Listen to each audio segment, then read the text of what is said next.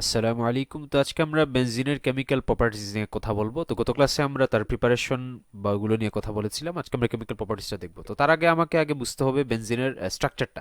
তো আমি স্ট্রাকচারটা আবার ড্র করি।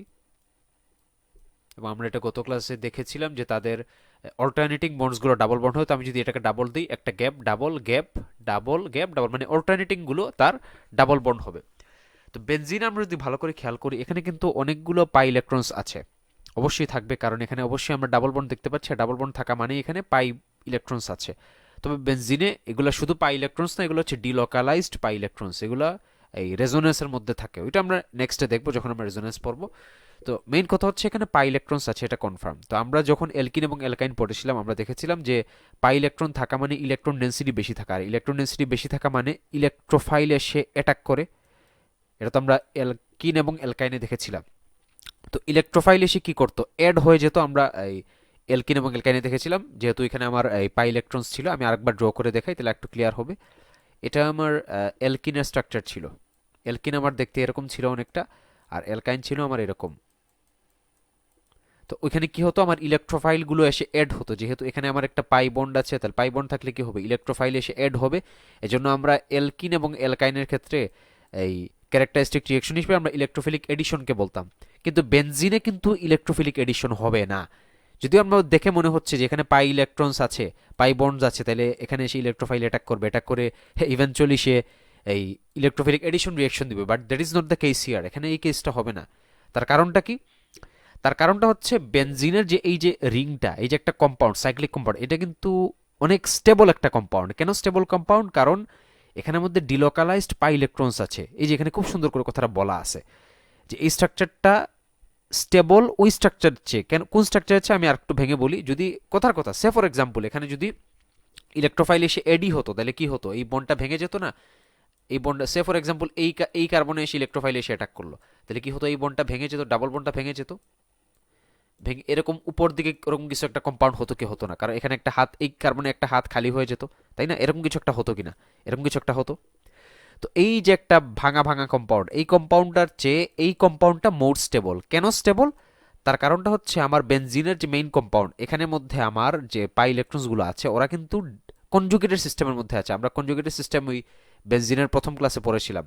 আমরা যখন আমি ওখানে একদম স্পষ্ট করে দেখেছিলাম কনজুগেটেড সিস্টেম বলতে কোনগুলোকে বোঝায়। এই যে আমি আবার দেখাচ্ছি, এই যে এই পাঁচটা জিনিসকে কনজুগেটেড সিস্টেম বলে। তো তার মধ্যে একটা কিন্তু ছিল double bond, single bond, double bond. তো বেনজিনে কিন্তু আমরা double bond, single bond, double bond পাই, পাই না? ডেফিনেটলি পাই। তো এখান এজন্য আমরা বলতে পারি যে বেনজিনের যে পাই ইলেকট্রনস যেগুলো কনজুগেটেড সিস্টেমের মধ্যে আছে, এবং যদি কোন একটা কম্পাউন্ডের মধ্যে কনজুগেটেড সিস্টেমটা প্রেজেন্ট থাকে, তাহলে অবশ্যই ওই কম্পাউন্ডটা অনেক স্টেবল কম্পাউন্ড। তাই সে চাবে না ইলেকট্রোফাইল এসে অ্যাটাক করে তার স্টেবিলিটিকে ধ্বংস করে এরকম সে একটা আনস্টেবল কম্পাউন্ড ফর্ম করুক, এটা সে কিন্তু চাবে না। এজন্য বেনজিন মূলত আমার ইলেকট্রোফিলিক এডিশন রিয়েকশনটা দেয় না। এখানে খুব সুন্দর করে ব্যাখ্যা করা আছে যে এখানে পাই ইলেকট্রন আছে, কিন্তু সেই হিসেবে ইলেকট্রোফাইল এড হওয়ার কথা, কিন্তু এখানে কেন হয় না? কারণটা হচ্ছে আমার ওই ইনিশিয়াল স্ট্রাকচারটা অনেক বেশি স্টেবল। তো সে চাবে না যে কোনো কিছু অ্যাড করে সে তার অরিজিনাল স্ট্রাকচারের চেয়ে লেস অরিজিনাল স্ট্রাকচার স্টেবল, মানে অরিজিনাল স্ট্রাকচার যেরকম স্টেবল তার চেয়ে লেস স্টেবল একটা কম্পাউন্ড বানাক, সে এটা চাবে না। এজন্য সেটা ইভেনচুয়ালি করে না, এই যেখানে স্পষ্ট করেই বলা আছে। তো এখানে স্পষ্ট, কারণ প্রত্যেকটা রিয়েকশনের কাজই হচ্ছে আমার স্টেবল কম্পাউন্ড প্রডিউস করা। তো কোনো কম্পাউন্ডই চাবে না সে রিয়েকশনের পর তার স্টেবিলিটি কমবে, রেদার চাবে তার স্টেবিলিটিটা বাড়বে। এটাই স্পষ্ট কথা। তো এখন যদি দেখা যায় যে আমি কোনো কিছুর সাথে রিয়েকশন দেওয়ার পর আমার স্টেবিলিটি কমে যাচ্ছে, তার মানে ওই রিয়েকশনটাই আমার হবে না। And that is the reason যে বেনজিনের ক্ষেত্রে আমার ইলেকট্রোফিলিক এডিশন রিয়েকশনটা হয় না। তাহলে কি হয়, ইলেকট্রোফিলিক সাবস্টিটিউশন রিয়েকশনটা হয়। এখন কথা হচ্ছে এটা তো আমার নর্মাল কথাবার্তা, মানে ইউজুয়াল টার্মস, কিন্তু কেমিস্ট্রিতে তো সব কিছু আমরা করতে পারি ইন স্পেশাল কন্ডিশন। আমি যদি স্পেশাল কন্ডিশনটা এভাবে অ্যারেঞ্জ করতে পারি বা স্পেশাল কেস বানাতে পারি, তখন আমি চাইলেই এডিশন রিয়েকশনটা দেওয়াতে পারবো। হয়তো বা আমি টেম্পারেচার বা প্রেশারকে ওই লেভেলে নিয়ে আমি চাইলে এটা করাতে পারবো। তো ইউজুয়ালি বেনজিন, আমি যেটা এইমাত্র বললাম, ইউজুয়ালি সে ইলেকট্রোফিলিক এডিশন রিয়েকশন দিবে না, বাট স্পেশাল কেসে দিবে। সেটা হলো শুধু এই তিনটা কেসে সে ইলেকট্রোফিলিক এডিশন রিয়েকশন দিবে, আর কোনো কখনো দিবে না। আর ইউজুয়ালি সে কোনটা দিবে, ইলেকট্রোফিলিক সাবস্টিটিউশন রিয়েকশন, আমি যেরকম এই যে এইমাত্র যেভাবে এক্সপ্লেন করলাম।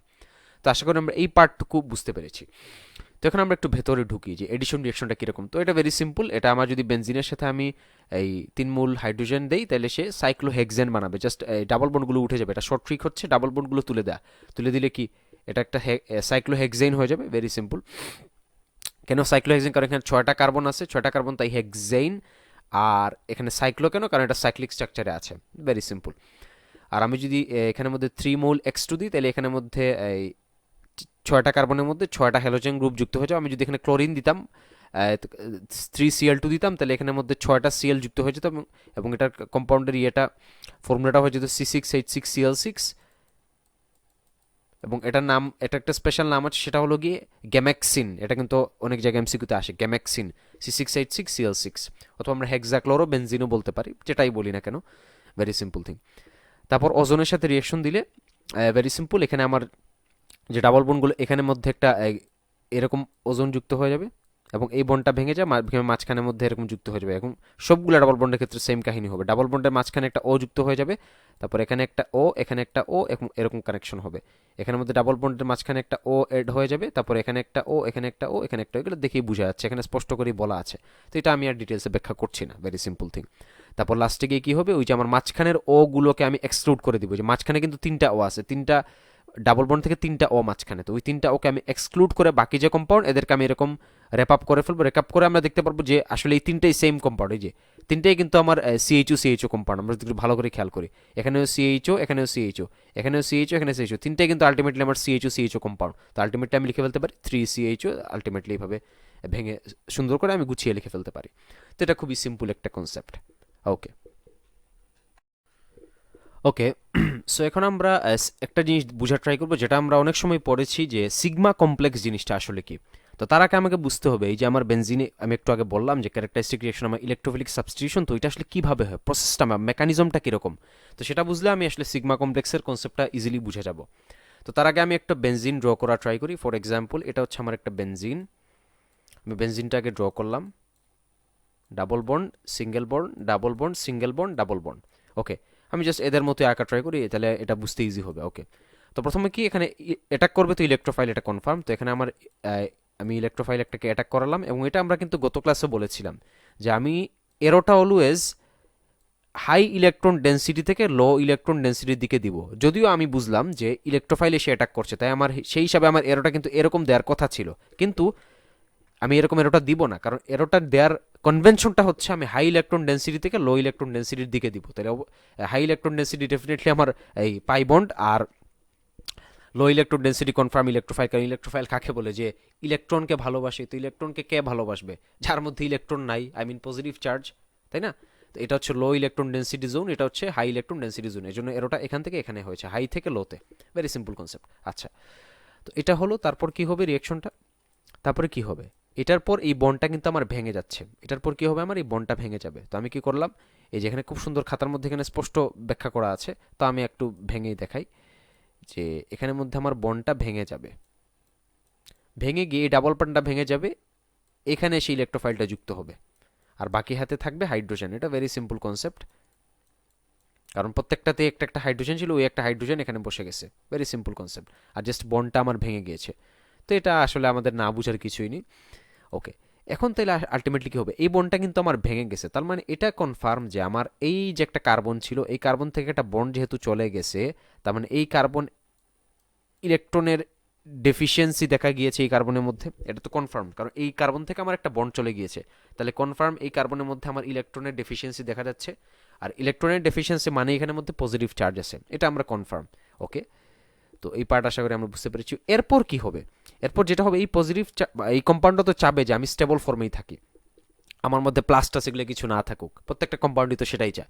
তো কি হবে, এই পাশের বন্ডটা এখানের মধ্যে শিফট করে ফেলবে, এই পাশের বন্ডটা এই জায়গাতে শিফট করবে, যাতে এই পজিটিভ চার্জটাকে সে সরায় ফেলতে পারে, কারণ বন্ড আসা মানেই তো ইলেকট্রন আসা, আর ইলেকট্রন আসলেই তো এই পজিটিভটা নিউট্রালাইজ হয়ে যাবে। ওকে, তো এই এরপরের স্টেপে আমরা কি করব, এবং আমরা এই যতগুলো স্টেপ লিখবো সবগুলোতে আমরা ডাবল এরর দিব, এই যে এখানে স্পষ্ট করে দেওয়া আছে। এখন আমার তো এখানে জায়গা নেই, আমি একটু শর্ট করে আঁকা ট্রাই করব। এই খাতার মধ্যে যেরকম দেওয়া আছে ওই রকম আঁকলে আশা করি হয়ে যাবে, এই যে এইরকম আঁকলে আর কিছুই লাগবে না অ্যাকচুয়ালি। তো এটা হলো, তারপর আমরা কি করলাম, এটা কিন্তু এটার সাথে রিলেটেড, আমি এখানে জায়গা নেই দেখে একটু সাইডে আঁকছি। ওকে, তো এটা করলাম, তারপর এখানে আমার তো ই ছিল, আর এখানে তো হিট ছিল, এটা তো আর ইউজুয়াল যেটা থাকার ছিল। ওকে, এই বন্ডটা এখানে শিফট হয়ে গেল, তাহলে এই বন্ডটা এখন এখানে চলে আসলো, তাহলে আমার এই প্লাস চার্জটা কিন্তু চলে গেল। তাহলে এখন ভালো করে আমরা তাকাই, আমার এই কার্বন থেকে কিন্তু বন্ডটা চলে গেছে, তার মানে প্লাসটা এখন আমার কিন্তু এখানের মধ্যে ক্রিয়েটেড হয়েছে, এই কার্বনে কিন্তু এখন একটা ইলেকট্রনের ডেফিসিয়েন্সি দেখা গেছে, তাহলে এই কার্বনের মধ্যে আমি এখন একটা প্লাস দিয়ে দিব। আশা করি আমরা বুঝতে পারছি। এই কার্বনে হবে না, কারণ এই বন্ডটা এখান থেকে এখানে যাওয়ার পর তো এটার সাথে অলরেডি কানেক্টেড আছে, তাই না? এখানেও কানেক্টেড ছিল, এখানে যাওয়ার পর তো কানেক্টেড আছে, তাই এখানের মধ্যে কিন্তু চার্জটা ক্রিয়েটেড হয় না, প্লাসটা ক্রিয়েটেড হয়েছে এই জায়গাতে। আশা করি আমরা এটা ভেরি সিম্পল কনসেপ্ট বুঝতে পেরেছি। ওকে, থাকলো। তারপর এখন আমার প্লাস চার্জ এখানে, এখন ওর বাম পাশে বন্ডটা এখানে শিফট করবে, এটা তো অলরেডি শিফট করে ফেলছে, এটা তো আর ব্যাক শিফট করবে না কখনোই। তো এখন শিফট করার জন্য ও আছে আমার, তারপর কি করব, ওই বন্ডটা আমার এখানের মধ্যে আসবে, তো আসলো। আমি ওইটা ডাবল এরো দিয়ে ওই পাশে লিখতেছি, এখানে লিখতেছি, জায়গা দিয়ে তো আমার কাছে নাই। ওকে, ঠিক আছে।